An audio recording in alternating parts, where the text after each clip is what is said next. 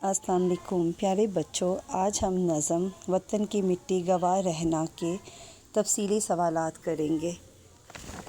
हमारा पहला सवाल है, नज़म सुनकर बताइए कि मुगन्नी अपने वतन के लिए क्या खिदमात सरअंजाम दे रहे हैं और इनकी खिदमात से क्या फ़ायदा होता है। तो इसके जवाब जो हैं वो मैंने यहाँ लिख दिए हैं। पहले तो नज़म का नाम हम लिखेंगे, वतन की मिट्टी गवाह रहना। शायर इसके हैं मसरूर अनवर। सवाल नंबर 1 जो था उसका जवाब है, मुगन्नी गुलकार को कहते हैं। मुगन्नी अपने वतन की अज़मत के गुण गाता है। वह अपने गीतों के ज़रिए पूरी दुनिया को ये बताता है कि हमारा वतन पाकिस्तान इज़्ज़त वाली सरज़मीन है।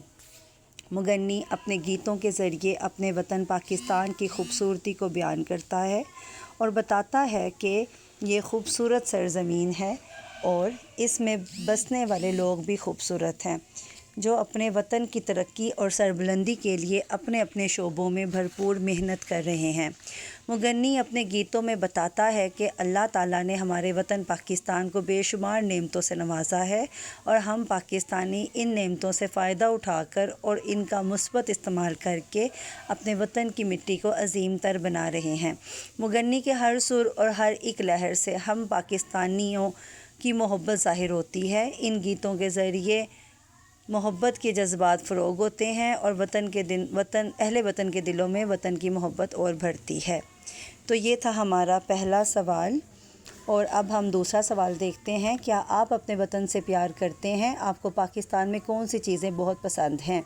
तो इसका जवाब है जी हाँ, हम अपने वतन पाकिस्तान से बहुत प्यार करते हैं। हमारा वतन पाकिस्तान अल्लाह ताला की बहुत बड़ी नेमत है।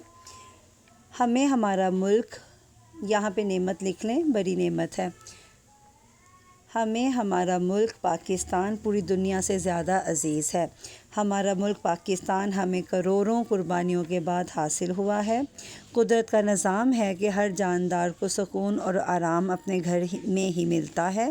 हमारा वतन हमारा घर है, हमें भी सुकून और राहत हमारे वतन में ही मिलती है।